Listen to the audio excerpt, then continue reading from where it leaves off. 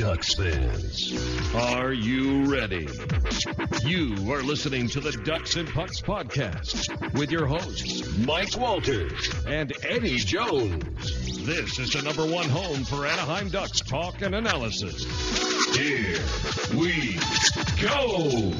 Welcome to the show. This is your host, Mike Walters, along with my co-host, Eddie Jones, and we're going to get you caught up on the last couple games this week. The Ducks played the Penguins and the Kings again, and we saw the Ducks win both of these games, so we'll go into that.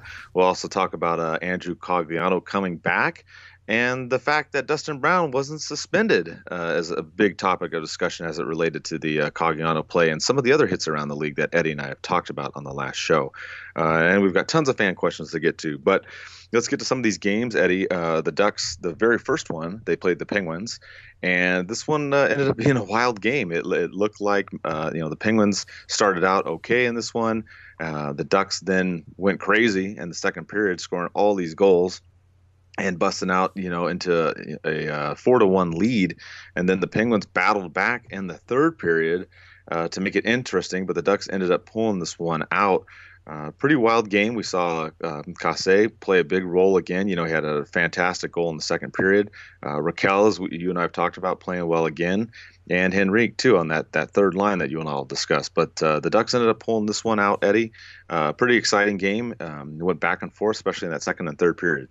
Yeah, it was a really exciting game. I mean, it was end-to-end hockey for pretty much the entire game, and especially in the beginning of the game as well. And obviously Pittsburgh is one of the fastest teams in the NHL, and it's why they're back-to-back Stanley Cup champions. But the Ducks did a really good job of matching that speed, and not just matching it, but neutralizing Pittsburgh's speed in this game. And that was something we were critical of in the game against Colorado, is the Ducks defense just couldn't deal with Colorado's speed, and specifically Nathan MacKinnon as well. And they did a good job of coming back and fixing the issues from that game in this one against the Penguins. And it proved to be successful. I mean, they made it a little bit scary in the third period with the Penguins getting 2 power play goals. But no, all in all, it was a good effort. And again, you've got the Henrique, Kasha, and Ritchie line that came out and was just great again in this one. And they've been a real success as of late for the Ducks and given them a lot more consistency and depth in scoring. So I think it was a good way to start. I mean, the Penguins obviously struggling. They've got some issues in net with Matt Murray having some personal issues to deal with, so they had Tristan Jarry start in this one. But yeah, I think it was a great win and a good way to start the homestand. Yeah, the Ducks in that second period really, went on fire there. Like we talked about that third line. Henrique had a goal, Kasha had a goal, Ritchie had an assist. We had talked about, Ritchie trying to pick up his play. We've talked about, the Ducks lineup and moving players around. And really, if you look at the lines, I mean, obviously Cogliano comes back not in this game, but the game against the Kings. But you have that second line of Cogliano, Kessler, and Silfverberg, and now you have this third line, Eddie. So you really got these two lines are the solid, forward lineup for the Ducks as we see, going forward here with some big games, obviously playing the Kings and then the Sharks too. Yeah, and that was something we talked about almost a month ago, and with everybody coming back, you've obviously got always pretty much going to have that Kessler, Cogliano, Silfverberg line that's going to be together, and then we had saw the success that Getzlaf and Raquel were going to have, and then it was from there is who's going to go with them and who's going to form that third line, and we had a bunch of speculation and who's going to go where, and it's kind of settled in Henrique, Kasha, and Ritchie on this third line. I mean, it's really brought up the game of Nick Ritchie, like you said, and it was evident in this game, and it's been evident in the games they've been together so far. They just seem to gel really well. Ritchie has upped his game. Henrique's continued to be good. Kasha has continued to be one of the Ducks' most productive forwards. I mean, he had 2 breakaways in this one. He almost scored on the second one as well. He hit the post. So it's just been great to have that chemistry and, finally have everybody working. I think the only thing you might want to look at, and you mentioned this to me as well, is the only one really struggling is Corey Perry. He just doesn't seem to necessarily fit on that top line. Not that he's doing horrible, but when you're paying a guy over $8 million, you're expecting a certain level of production, and it's just been a little bit disappointing from there. But other than that, having that consistency and that chemistry is definitely important. Yeah, the Ducks, like we talked about, they took out the Penguins. And then in between the Ducks going to play the Kings played the Penguins the next night. And in that game, Dustin Brown cross-checked Schultz into the boards face first. He ended up getting a major penalty. And then it was uncertain whether or not at that time if Brown was going to be eligible to play in the Ducks Kings game. We were waiting for the news, and then player safety came out and said that they fined him the maximum under the CBA. And then, of course, everybody went nuts again, Eddie, which we expected. I mean, we were upset too because we thought for sure Brown was going to be suspended. He wasn't going to play. You saw all kinds of people talking about this. Bob McKenzie, of course, one of the biggest, if not the biggest name in hockey, mentioned it. Ray Ferraro was out there. We asked Tamu about it again. All these people came out and were in shock. So something that was planned kind of before the game. My buddy that runs, Refugee Suck over there, we talked about it, and he ended up coming up with some signs, the hashtag 831 signs, and also the suspend Pero signs. And he ended up going to the game early and handing those out to a whole bunch of people, which it worked out really, really good. If you saw some of the photos, and I know a lot of the fans came early, which was awesome on your part, had those signs ready. We posted my buddy posted the video of the fans coming out, and we retweeted it. So if you missed that, that was on there too. And it was just a really good effort, I thought, overall by the fans. And then, of course, the Ducks organization had a video too, attributing Cogliano. So I thought that was a really good part of this, whole thing of this game, that what came out of it. Of course, the streak got stopped, only by suspension, which, I mean, we've gone over it several times. But the Ducks ended up playing the Kings in this game, and it was a different game than the one that we saw from before, Eddie. There wasn't, the 3 fights in a row in the beginning of the game. There wasn't all that kind of craziness going on. There was no scoring in this game till the third period. It looked like this game was maybe going to go to overtime. Who was going to get a goal? That finally the Ducks do get one. The Kings answer back. And then, Kessler, the Kingslayer, gets the tip in the game-winning goal. And the Ducks pulled this one out 2-1, Eddie. It was a more, I would say, more defensive, tight-checking game. We talked about them playing the Penguins, playing the speed game. And then in this game, they got more in the grinding type game, and they were able to pull this one out by 1 goal. Yeah, it was almost like they were told, too, that none of the stuff that happened last game is gonna fly in this game. And you kind of saw that with only 6 penalty minutes in this game and not a lot of action going on. But yeah, I think it was an important win. I mean, we talked about how these games and tonight's game as well are going to be important in the Ducks' push to move up in the Pacific Division standings. And obviously the Kings losing this one have now lost 6 straight, which is important for the Ducks because you look at the teams around them right now in Colorado and Calgary and Dallas, those teams just keep winning. So the Ducks are going to have to try and move into that 3rd spot in the Pacific Division, and getting important wins like that is definitely important.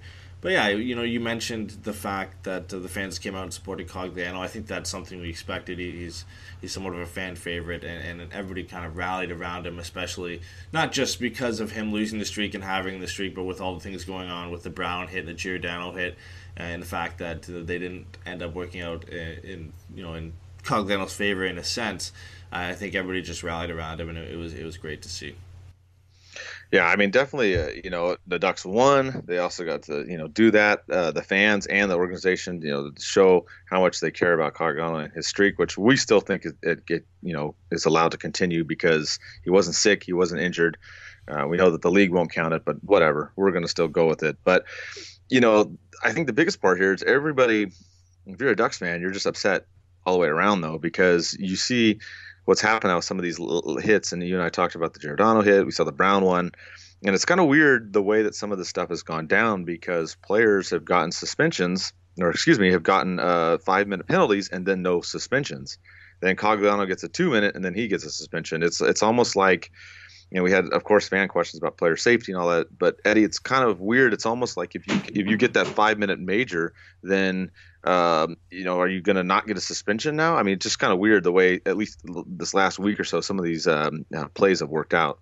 Yeah, like it'd be something that I'd have to look into more, but I mentioned it on Twitter as well. It just seems lately, at least with these last 3 incidents, that a player receiving a game misconduct has some kind of bearing on the discipline that they'll receive after the fact. And it might not have anything to do with it. It just, the last 3 incidents that have been up for suspension just kind of have worked out that way, and I'm not sure if that's how it goes or not. But an interesting thing that Hayward mentioned on the broadcast in the Kings game, he said that player history and if there was an injury on the play, it only comes into the decision after they decide if the hit warrants supplemental discipline or not. And I think that was something interesting. It's something I didn't know for sure. And we talked about it immensely in the last podcast. The fact that Cogliano has no history of any kind of incident like this or suspension, and guys like Giordano and Brown do, and Cogliano's the guy who ends up with the suspension, and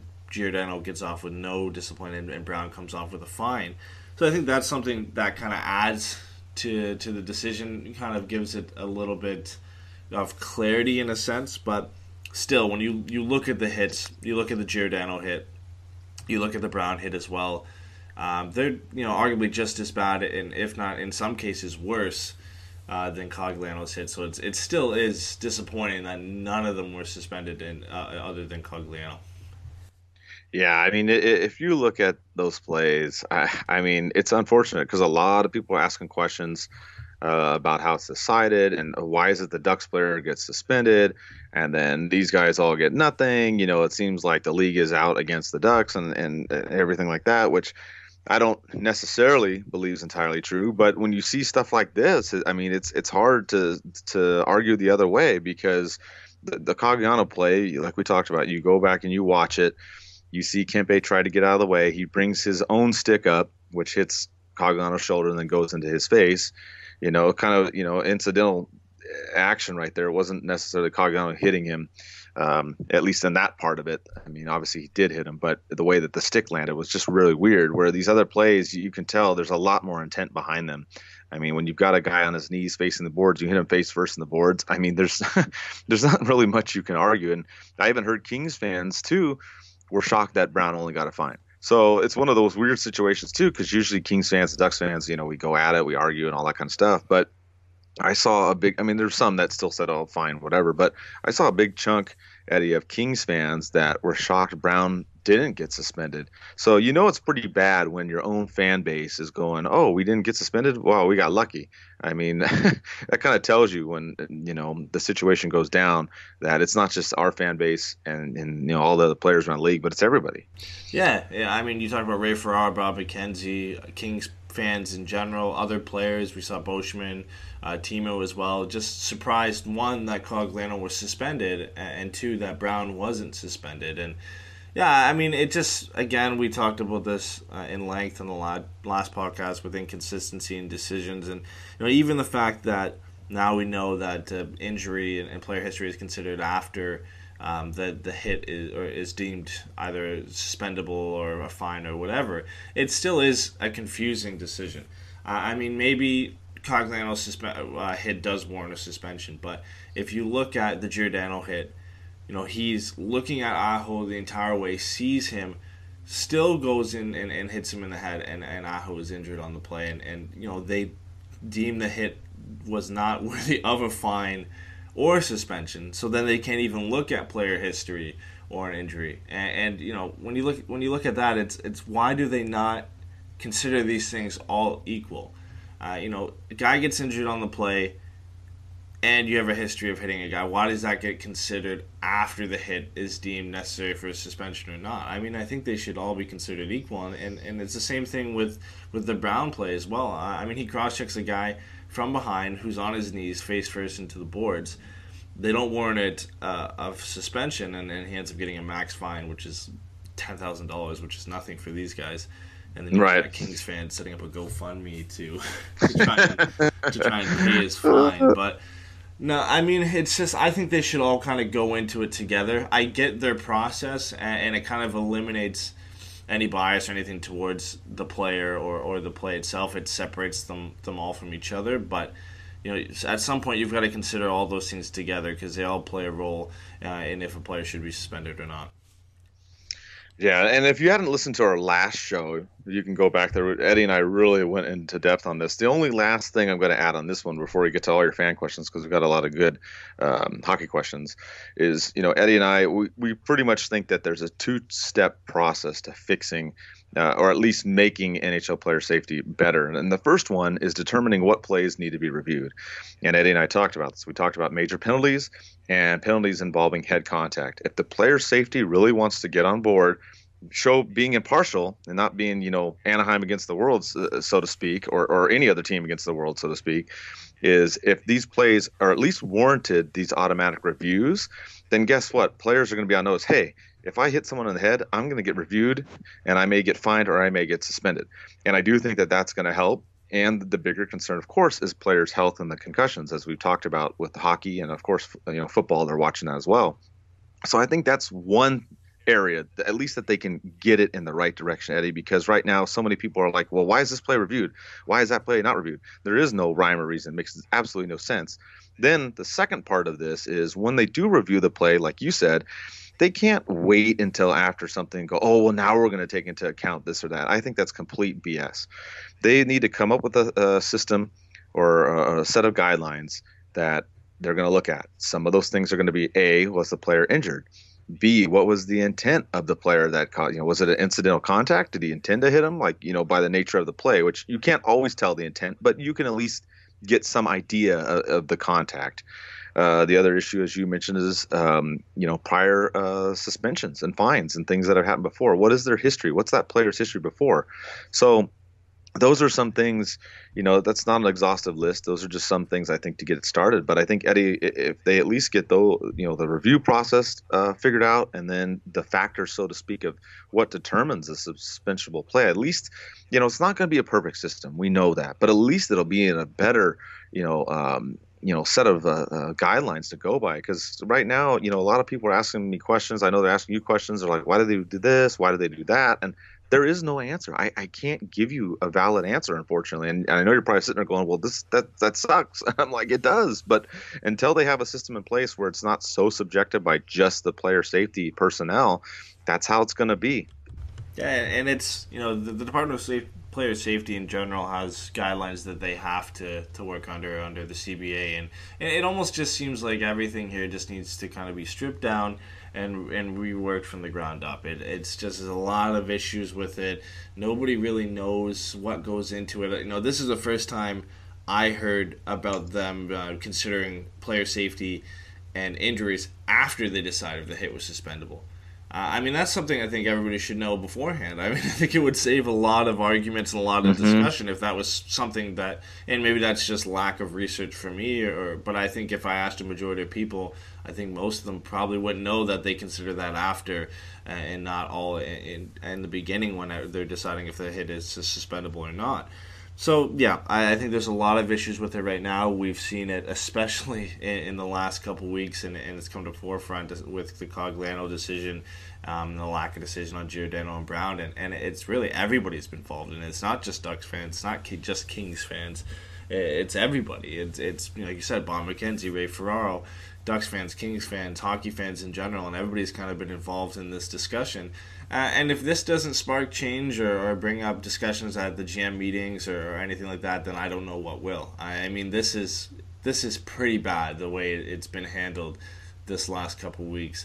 And if this doesn't change anything, they're going to be in for the long haul, that's for sure. Yeah, absolutely. Like you said, they do have some guidelines and rules already set up in place, but they definitely just need to be reworked. So with that, we'll kind of move on from all that. Like I said, if you want to hear even more detail on it, we talked about it on the last podcast. We were pretty upset about it, then, and we're still upset about it now, especially with Brown getting away with a fine of $2, basically, is the way I look at it, because it doesn't cost these guys that much money compared to what they're making. So we can kind of look forward here. The Ducks, They playing the Sharks, another big Pacific Division game. If you look at the way that the standings are for the Ducks now, they're in the battle, Eddie. They're got that 53 points. They're tied with like a bazillion other teams, but they're behind San Jose. They're behind Calgary, and they're tied with the Kings. But they also have games to make up. All the other teams have games in hand. So you've got the Sharks. This first game is going to be big, of course. Then you've got New York and Winnipeg this week, but how important do you think it is? The Ducks, they got to get a regulation win against the Sharks. They played them twice, and they've gone into shootouts. So they really need these 2 points, Eddie, and hopefully the Sharks get none in this game. Yeah, it's a dangerous game for the Ducks if they're going to try and get in the wild card spot. Pretty much every team in the Central Division, except for really Chicago, but even they're still in it, are all eligible to make the playoffs this year. The Central Division is just insane in how good they are. Pretty much every team is somewhat of a contender. So the Ducks are going to have to get these points against the Pacific Division rivals in San Jose tonight, like you said. Going in and winning this game in regulation, not handing any points to San Jose, who does have 2 games in hand on the Ducks, is extremely important. And I think if the Ducks are going to make the playoffs, I think it's going to have to be one of the top 3 spots in the Pacific Division. I just think teams in the Central specifically are just too good, and there's probably going to be 5 Central Division teams in the playoffs this year, barring any team cooling off or anything like that. I mean, you look at the top 3 in the Central right now, you've got Nashville and Winnipeg, who seem to be the top 2 and are going to continue to be for the rest of the season. And you've got St. Louis sitting on 59 points on the bubble. You've got Dallas right behind them with 58 and a game in hand. Colorado's won 9 games in a row, and they're sitting in the second wild card spot right now. And then Minnesota's right there, tied with them with 55 points. I mean, it's going to be tough for the Ducks to get in and make a difference in the wild card and really push any of those teams out.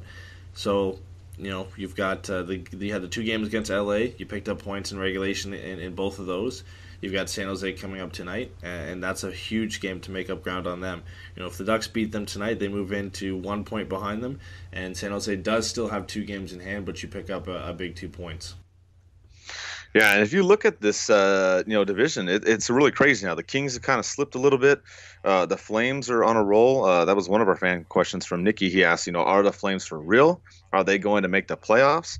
I think the Flames are going to make the playoffs, though. I mean, the way that they're playing now, they're up there. I think that they can push for that second or third spot. So, like you said, I agree. I don't want to see the Ducks get in as just a wild card. I'd like them to get somewhere in those top 3. I don't think they're going to catch Vegas. I mean, who knows? They could, but Vegas is, they've surprised everybody, including us. We didn't think they were going to be as great as they are so far, but they're kind of running away with the division right now.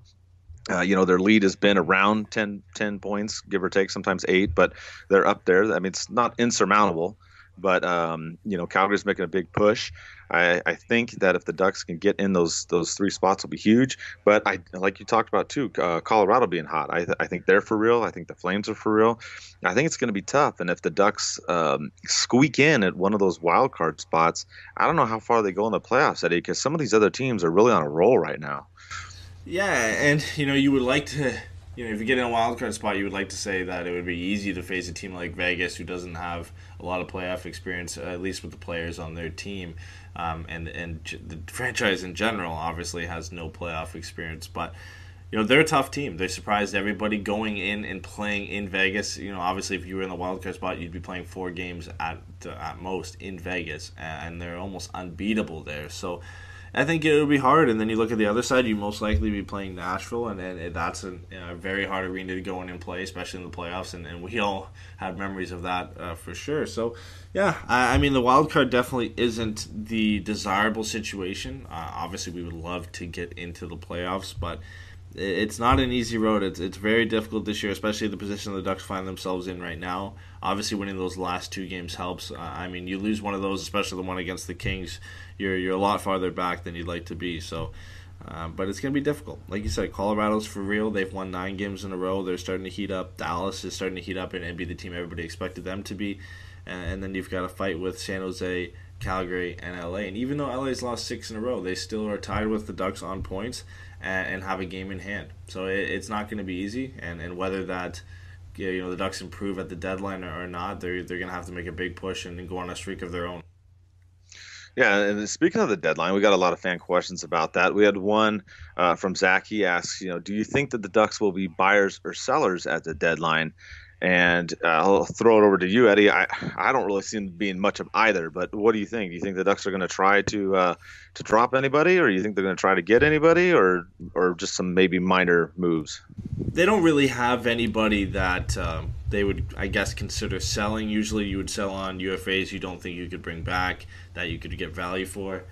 You look at the Ducks UFAs they've got for Matt Brown, Bull, Grant, Wagner, Beauchemin and Bieksa. I mean, you're not going to get much, if anything, for those guys, and I think if the Ducks are going to make a playoff push, they're going to keep those guys around.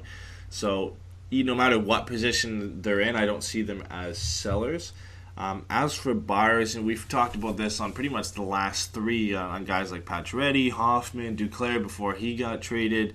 There's a lot of names out there. I still don't believe the Ducks are going to go big and make the big push for a guy like Kane or Pacioretty or Hoffman. I think the price is too high. The Ducks historically don't really trade away first-round picks. They don't really have a lot of assets left after the Henrique trade to really go out and bring in a guy like that. You have obviously prospects like Sam Steele, Max Jones, Jacob Larson.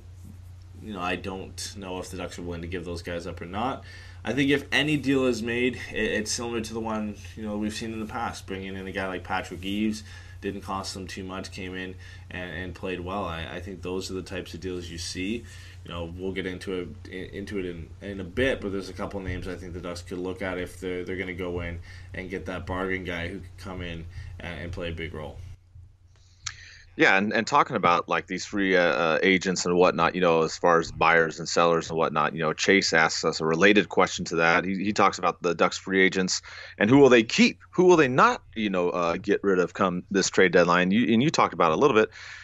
We can kind of look at the ones that are coming up next season. The interesting ones probably are Vermette and Brown, I think, Eddie, are the two biggest as far as the forwards. We don't know. Obviously, the Ducks just got Brown.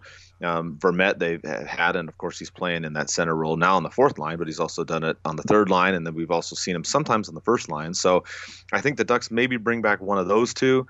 You have Bull, which of course everybody loves Bull, which is he's going to come back, which probably not. Then you've also got Richie and Casse that are RFAs. Most likely they'll stay.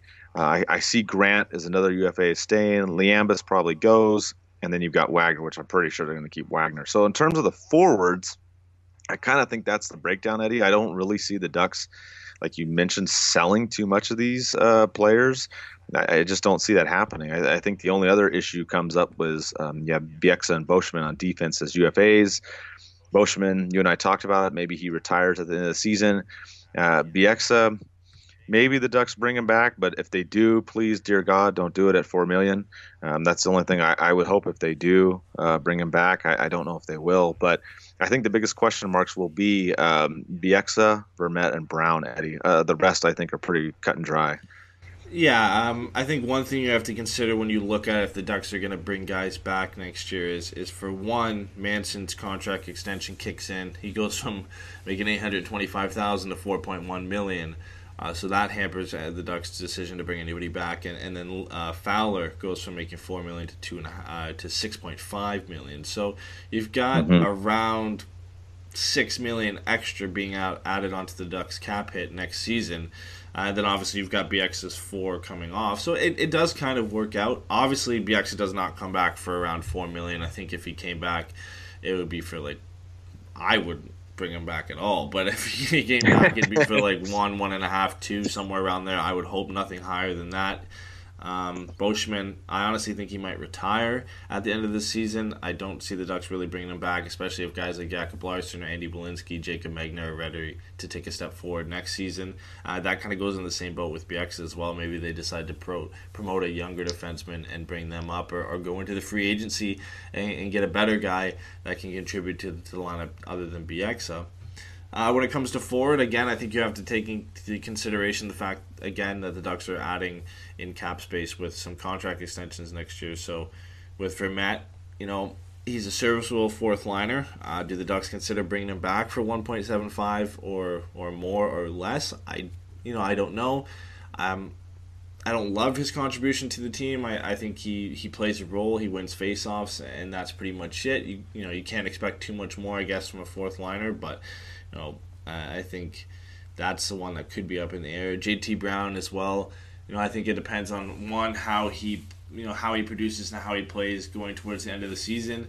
I don't think there's a lot going for him if he's going to come back or not. I think it's more of just he was claimed off waivers. I don't really think he's going to be re-signed. More of a depth move for the rest of the season. Same kind of goes for Bull and Grant. Again, it's 50-50 when it comes to them Bull seems to be a favorite of Randy Carlyle, so maybe there's a more to him coming back if he decides to. Derek Grant, obviously, like we all expected, has cooled down since everybody's come back and got healthy, so you never know if he's going to come back or not. He's been in and out of the lineup. And then come down to the last UFA here, and Chris Wagner. I think more likely than not he will be back and part of the Ducks next year. I think that's one of the easiest decisions to make. Most likely will get a raise. He's only making $637,000, so he's probably going to get around 1.5, and I think he deserves it the way he's played for the Ducks this season. Been a threat on the penalty kill, shorthanded, and just been a very good player for the Ducks this year.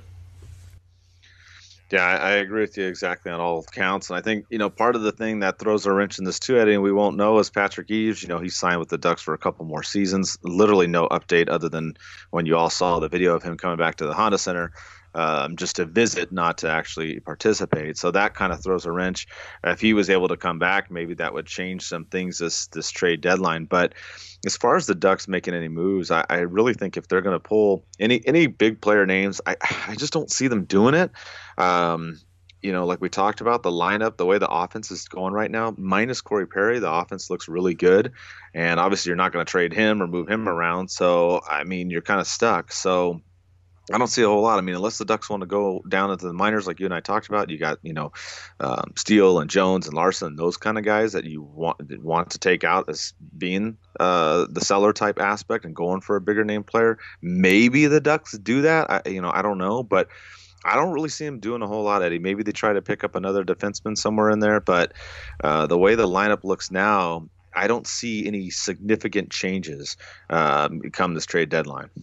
Yeah, and I think a lot of the decision, if you're going to go after a guy like Pacioretty or Hoffman, guys who have more than just this year left on their contract, I think a lot of that has to deal with the health of Patrick Eaves and if he'd be back next season.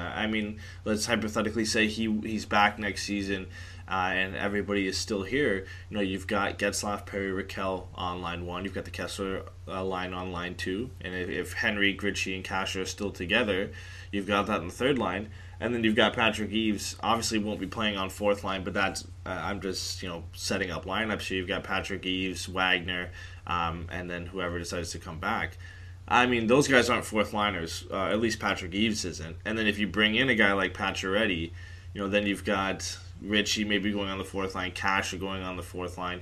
It's a lot of depth for sure, but you've got guys playing on the fourth line who don't necessarily deserve to be playing on the fourth line, and that doesn't mean that the Ducks shouldn't go after a guy like Pacioretty or Hoffman or any guys like that. But I think you do have to take into consideration if Eaves is healthy next year, you've got guys playing down in the lineup that should be playing up higher.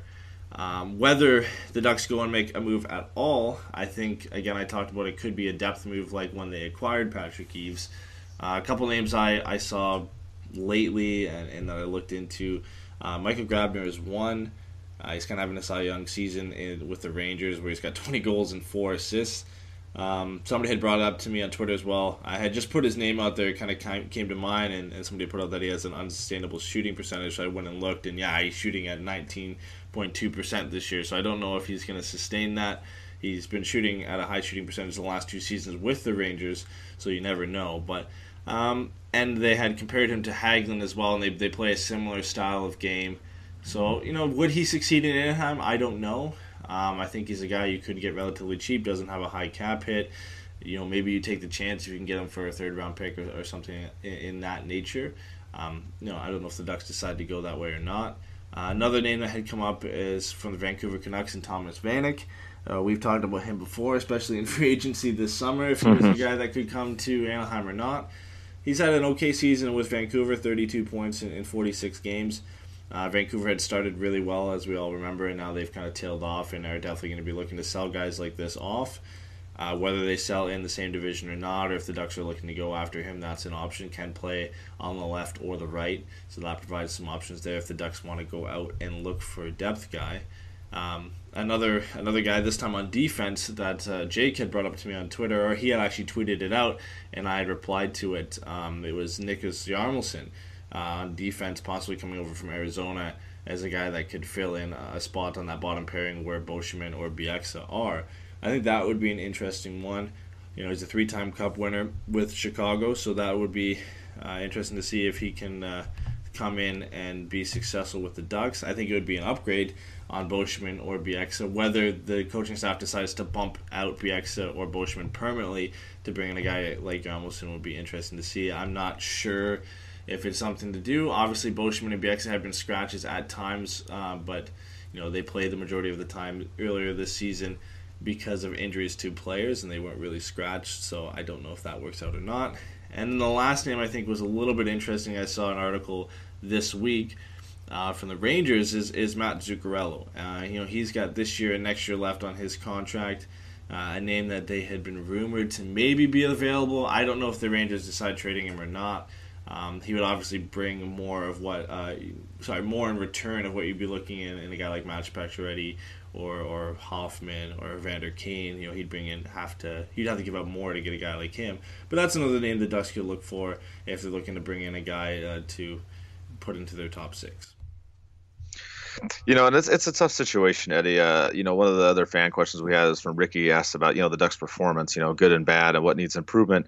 And to me, really, you look at the forward situation, especially now with Kasha, Henrique, and Richie doing well in that third line. Unfortunately, I don't see a lot of room for improvement on offense other than, like I mentioned, Corey Perry. And there's nothing you're going to do with him. You're not going to bench him. You're not going to put him on the fourth line. I mean, you've got the second and third lines together, so the Ducks are kind of stuck. I think as far as the offense, I wish Perry would just get back to scoring some goals. He's only got 7 goals in just over 30-something games. Last season he had 19, so he's kind of around that same area. He might not even get 20 again this year, which is kind of unfortunate. And I think you and I talked about it's not so much just that he's not producing as much, but he's getting paid so much as well, which kind of makes that a factor. So I don't know if the Ducks will really need to improve so much on the forward situation. I like some of the names that you threw out there, and I think we've talked about them before. Like you said, Vanek is one of them that we've mentioned, and maybe some other depth person that they can put in there and fit in. I'm kind of more interested to see the Hjalmarsson type situation because we had another fan talk about Bieksa and Boschman. Alex asked, they're in the lineup every night, are any moves going to be made in regards to this? And I think, to me, if I had to pick between the two, I would like that kind of move because Bieksa and Boschman every night. Some nights they're okay. We saw the game against the Kings, not so bad. Games like Colorado are like, okay, here we go. So it depends on the Ducks' opponent. It seems like how Bieksa and Boschman will do. So I would like that as far as upgrade. If the Ducks if there's one area, like if I had to pick, hey, if the Ducks could only make one move and upgrade, that's where I would go. I would try to get someone like Hjalmarsson and put him in there on defense. That's just my opinion with the way this team is now. It was a little bit different a couple weeks ago when you and I talked because we didn't know how Kase was going to fit in. And then when he came back, he's continuing to be on fire, and that third line's doing really good now. So if the Ducks do make one move, that's what I'd like them to do, Eddie. Again, I'm not sure that they do anything, but that's where I see the at least the biggest weakness on this team is the third line D pairing. Yeah, exactly. And you mentioned Kasha coming in and playing so well, and now you've got 3 lines and bringing in a forward. It's kind of like where do they slot in and who do you take out? You don't really want to put Corey Perry on the fourth line if you bring in a forward to play in that top line with Getzlaf and Raquel, and the Kessel line is almost pretty much always going to be together. And now with the production of Henrique, Richie, and Kasha, there's nowhere really for a forward to fit in. I mean, you can work a guy in if you want. But yeah, I think props to Jake for bringing up the discussion. I don't think I ever would have thought of Hjalmarsson being a guy the Ducks would have brought in. But, the more you look at it, the more it makes sense. He's a left-shot defenseman who can play on the off pair. He did it in Chicago when he played with Duncan Keith. He could do that and come in and maybe play on the right side with Cam Fowler. He could play on the left side down with BX if they wanted to. He could play on the left side with Montour. So there's a lot of options you can slot him in and out of the D pairings, and I think it would be a good option for the Ducks to bring in. There's been a glaring hole on that bottom pairing since Sammy Vatanen left, and a lot of times we see Boschman and BX paired together. We see Montour kind of brought down from being paired with Boschman or BX, and it's hurt his play a little bit. So, yeah, I think it would be a great option if the Ducks can work it out. I don't think it would be too expensive. I'm sure he would like to move on from being in Arizona. After winning cups in Chicago, you go from playing there and playing with arguably the worst team in the National Hockey League. So I think he would benefit from moving into a different situation and playing with the Ducks. Yeah, and that's the player that I'm going to keep my eyes on in this next couple of weeks leading up to the trade deadline to see, even if he doesn't go to the Ducks, like you said, maybe he gets moved to another team. So that's definitely a player, to keep your eye on and see what happens with him. As far as the Ducks go, they're still rolling. Like we said, they're still in the mix here. We've pretty much answered most of the fan questions. We did have one about Carlson. I think you and I covered that too, though. I don't know if the Ducks are gonna, if you really want to add on defense. Definitely Carlson is another name out there, but I think the problem with adding him, Eddie, is at what cost. You and I talked about this. I mean, you're really gonna have to dig deep. You're probably talking about draft picks. You know that Murray's not big on first round draft picks, and I don't know if he's going to give up any of the players in the current lineup now. So, of course, if they were to add on defense, would that be like one of the best things? Of course it would be. But in all reality, I think that one's a hard sell, Eddie, in terms of what the Ducks can offer to even be in that race if they do end up trading him. Yeah, and one thing you have to look at when you're speaking of trading for Erik Karlsson as well is the Ducks would not be able to resign him at the money he'd be looking for, and you'd be arguably trading the world for a guy who's going to be with you for a year and a half. And I mean, if it was the Ducks, if the Ducks traded for him and they end up winning, then it's worth it. But if you end up losing and you don't win the Stanley Cup and he ends up moving on to a different team, which would more than likely happen, you've given up probably a first round pick, maybe a guy like Sam Steele, Max Jones, Jacob Larson. You'd be giving up a ton to bring in arguably the best defenseman in the NHL and not win.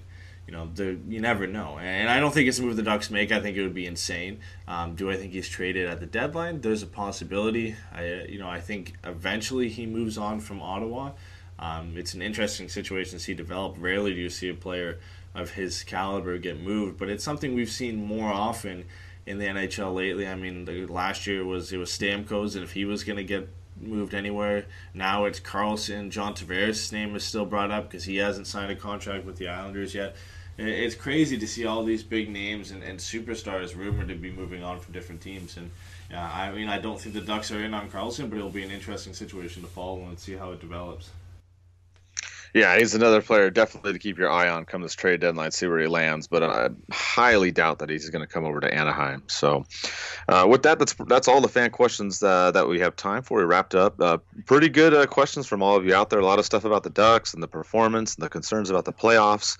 A lot of big things coming up in the next couple of weeks, obviously, with the trade deadline.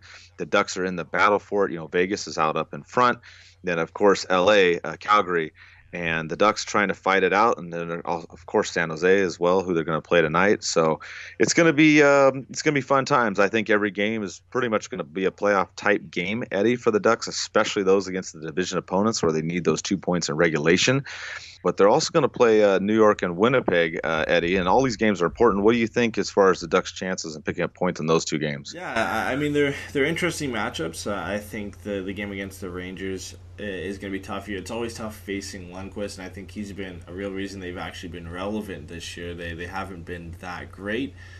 But it's tough. We've seen it from the Ducks playing the Rangers this year, and Lundqvist has been a problem for them. So it's going to be a tough matchup for that one. And then when you go in and you play Winnipeg, I mean, they've been a huge surprise this year on how well they've been doing. And even with Mark Scheifele out of the lineup, guys like Blake Wheeler and obviously Patrick Laine and Kyle Connor have stepped up and done very well for them. So that's going to be a tough matchup to play against. And Connor Hellebuyck in net for them has been very good the entire season. So they're going to be two tough matchups. And obviously it starts tonight with the game against San Jose, and that's huge for the Ducks to get points in the standings. But these are all home games, and with the Ducks just being so close in the standings right now, every point is important. So if they're going to make a push, they're going to have to either win all these games or at least get some points out of them, because you start losing games and you're going to fall behind some of these teams that are on a roll right now. Yeah, definitely. And with the Ducks, having played a couple more games than most of their division opponents, it's huge with these games coming up. With that, we're going to wrap up the show. Check out the shirts on tpnhockey.com. I know the Anaheim Against the World shirt's been super popular last week. I'm not really sure why, with the player safety calls going all in the Ducks' favor. Haha, not. But check it out. A lot of the shirts are on sale there, $5 for most of them. So look at that. We'll also have a watch party maybe sometime in February we're looking at. Haven't figured that out yet, but the last one against the Kings was a wild success. So we'll look to have another one here coming up shortly, and another podcast in about a week or so. So with that, we'll see you in about a week. Let's go Ducks.